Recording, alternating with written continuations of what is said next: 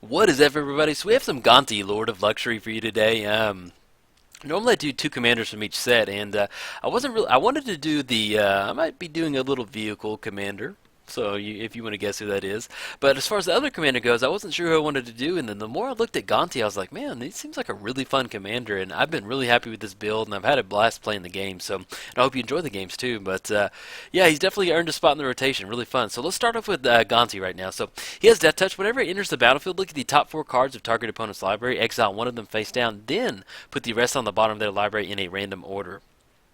For as long as that card remains exiled, you may look at it, you may cast it, and you may spend mana as though were any mana of any color to cast it. So long story short, what happens is he comes into the battlefield, you look at the top four cards of target opponent's library, then you get to put one of those cards face down where only you can see them, and you may cast that card and you spend your mana as though were any mana of any color to cast that card. So there's one time where I play against a blue deck and I hit a mana drain off one of his enter the battlefield triggers, and so we got to cast a mana drain out of there. So it's at least it's some fun board states, some interesting situations with Gontis, and I've really enjoyed it. Really fun deck. But the way I'm going to do this deck tech is I've got it broken down into ways that we can take advantage of his enter the battlefield trigger.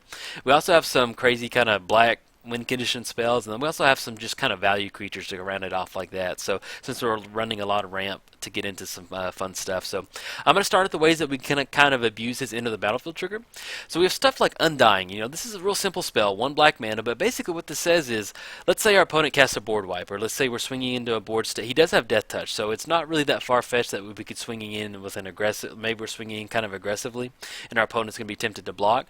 So with Undying Evil, we can give him Undying, and what happened is he gets Undying, he goes to the graveyard, he comes back with a +1 counter. We're getting that enter the battlefield trigger for just one black mana, and plus, you know, we get to bring him back because he died. So real cheap way to do that.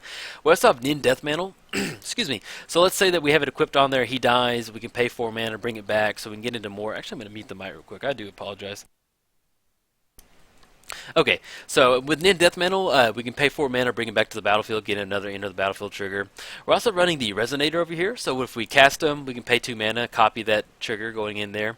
We're running Skull Collector. It's kind of like a cheap way to bounce it back to your hand. So let's say we have Gonti out there, and then we get Skull Collector out there. We can, at the beginning of your upkeep, return a black creature you can control to its owner's hand, and Gonti's black, so it's going to get bounced back to our hand, so we can get into that enter the battlefield trigger. Cloudstone, so if we get a creature out, it'll bounce back to our hand once again, so we can cast it. We have Erratic Portal, so return target creature and lets its owner return target creature to its owner hand and lets its controller pays 1. So most of the time we're going to be targeting Gonti. We're not going to pay that 1, so it can go back to our hand. Then we also have this. This is the new card from Kaladesh. If an artifact or creature entering the battlefield causes a triggered ability of a permanent you control to trigger, that ability triggers an additional time. So we get into spots where we can get that additional into the battlefield trigger. We're also running Cauldron of Souls. Let's say that our opponent casts like Damnation or Board Wipe or something like that.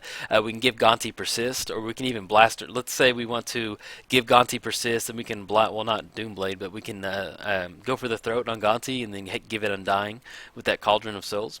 Then Conjurer's Closet, man. This is Conjurer's Closet, pretty nasty, man. It's at the beginning of your instep, you may exile target creature you control, then return that card to the battlefield under your control. If you're playing online, make sure that you click on Gonti to make sure he's going to go to the exile zone instead of the command zone.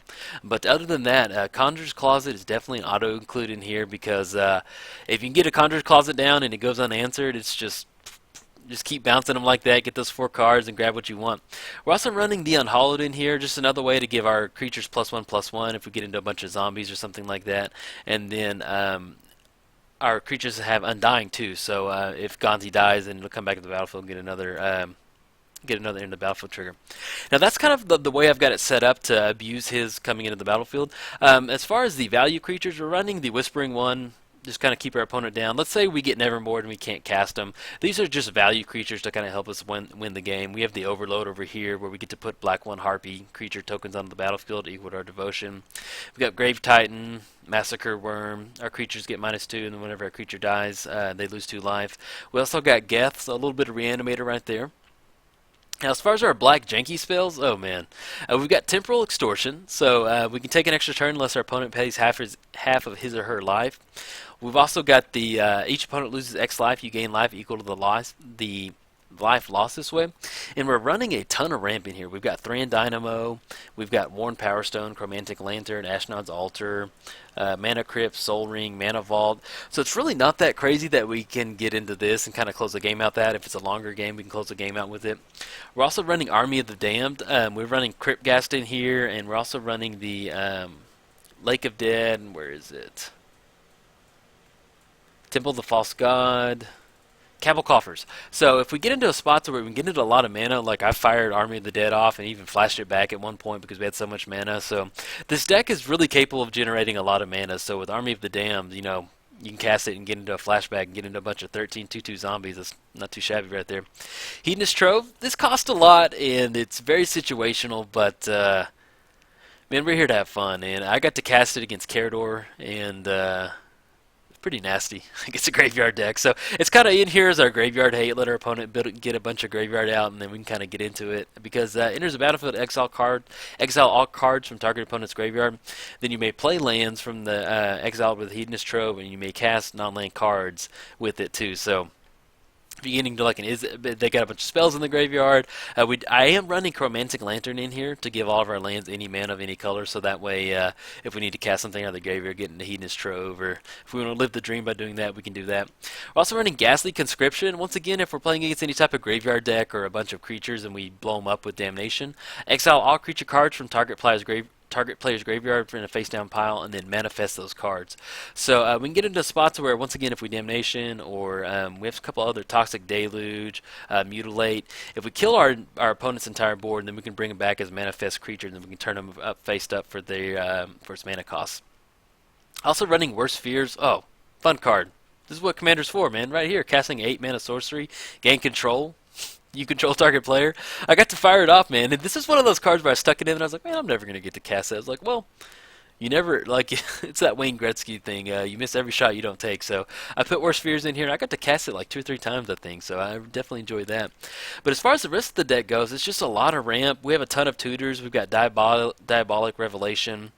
We've got Dark Petition, Vampiric Tutor, Grim Tutor, Demonic Tutor. As far as the ramp goes, we've got Thran Dynamo, Worn Power Stone, Chromantic Lantern, Ashnod's Altar. If we need to get into a spot to where we want to give him Undying, or we get into Phyrexian Reclamation, we can sacrifice it with Ashnod's Altar and then bring it back. And then anything else? We got a little bit of card draw. Sign in Blood, Night's Whisper. There's a nice little removal, Doomblade, Go for the Throat. Another ramp with Jet Medallion and the Charcoal Diamond. But other than that, man, I think that's it. Really enjoyed the deck. I definitely, he has earned a spot in the rotation, and you know, as the weeks progress, I'm going to be tweaking the deck. But so far, I really enjoyed the deck. It's been a lot of fun. But I think that's gonna be it for the deck tech. So if you enjoyed the video, like and subscribe. Thanks, guys.